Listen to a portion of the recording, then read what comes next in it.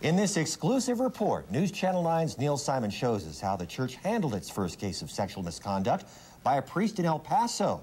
It was the 1960s. There are few surviving documents and fewer surviving characters. It is a story the church has kept in the closet until now. 40 years before any national scandal would affect the Catholic Church, 40 years before priest sex abuse would become a common phrase, an El Paso boy and an Upper Valley priest were to begin keeping one of the longest secrets of the El Paso diocese.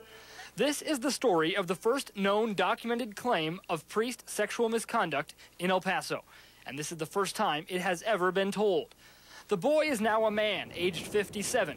He asked we not use his real name. We'll call him Peter.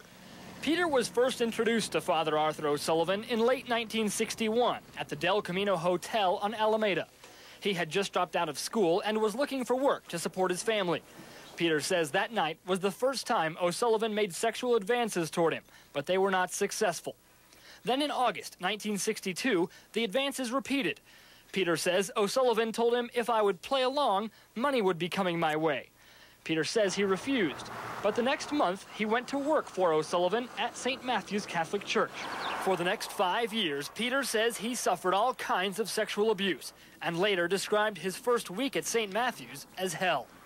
You get raped, you get sodomized, you get every thing that can happen to you.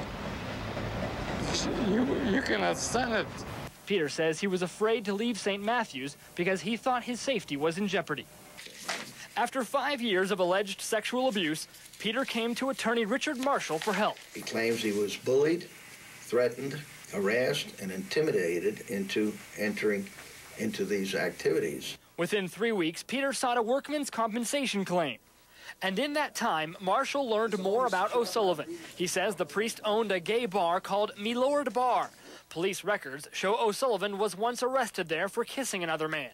Peter says the bar was a common place for abuse, and Father O'Sullivan wasn't the only priest involved. They took turns in having sex with me, anal sex.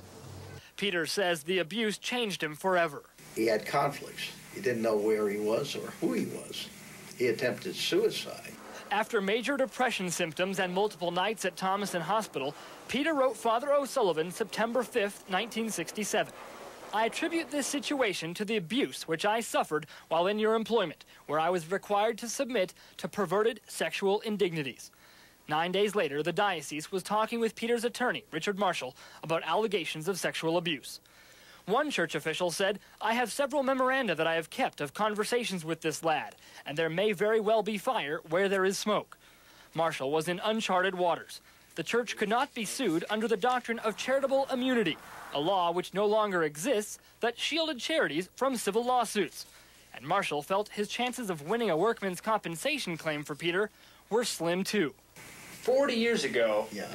the climate was not nearly the same as it is now regarding the Catholic Church. This must have been shocking. To me it was, very definitely. But here in El Paso, it was a shocker. And my attitude was one of disbelief. But Marshall did believe Peter's claims and prepared to take on the Catholic Church. And coming up after the break, how Father O'Sullivan spent $47 to keep Peter quiet for 25 years. And the conclusion of our story, how the church has changed 40 years later. We'll be right back. Returning to our exclusive story, Richard Marshall was preparing to bring Peter's claims of priest sex abuse to the Catholic Church. As we continue, we're about to learn there were other priests Peter had contact with, and he wanted them removed as well. Here again is Neil Simon. Lord be with you. By 1968, Father Arthur O'Sullivan was no longer the priest at St. Matthew's. Records are unclear as to where he went. The two other Catholic leaders Peter alleged raped him moved from St. Pius to parishes out of town. One served in Lordsburg for 17 years. Would the priest have been gone if no one had said anything? I don't think so. I think when I brought it to their attention, I don't think they knew about it. I think that Father O'Sullivan, at least one other priest, were keeping it pretty quiet. Despite affidavits from 2 other boys alleging sexual misconduct by O'Sullivan, Marshall says he could do little to help his client. In April 1968, the church sent Peter to buy a watch at Border Tobacco Company, then downtown. The $47 gift would keep Peter quiet for 25 years. Fast forward to 1993. Priest misconduct in Louisiana and elsewhere prompted changes here in El Paso. A new internal procedure would give people like Peter a place to be heard. People should have a way to ask the church directly to redress their grievances about priests. Frank Ainsa Jr. has represented the diocese for 22 years. His father defended the church against Peter's claim. Since 1980, Ainsa says there have been 91 allegations of priest sexual misconduct. There have been 8 lawsuits featuring 29 alleged victims, and 11 claims are still pending. Starting in 1993, all sexual abuse claims were referred to a special committee handling sexual abuse allegations. The committee had no statute of limitations, so Peter came back 25 years later looking for justice. He got $12,000 to cover 2 years of treatment and medication. He has now been on antidepressants for 34 years.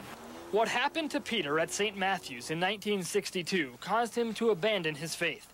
He never had a romantic relationship again, and he lost career ambitions to his continual struggle with depression. The 40-year-old claim also reminds Peter's attorney of a different struggle, now evident from outside the Catholic Church. Priests are human beings, and they have their failings, and the church recognizes this, I'm sure. Seeing the church from the inside, Frank Ainsa is still proud of the diocese, both as its attorney and one of its members. Things will get better, and with proper procedures in place, things have gotten better. And the vast majority of priests, I am absolutely still convinced to this day, are excellent people, and they do great work. But Peter says the actions of one Father O'Sullivan 40 years ago have ruined him to this day. I wake up and screaming because I relive the memories. He says, quote, "It's as if I went to hell and never came back." Neil Simon, News Channel 9. Father O'Sullivan is no longer alive. Letters from the Times show he retired in the late 1960s. But attorney Richard Marshall did hear from O'Sullivan in the 1970s while the father was in Kansas. Marshall says O'Sullivan threatened to sue him for ruining his career. He never did.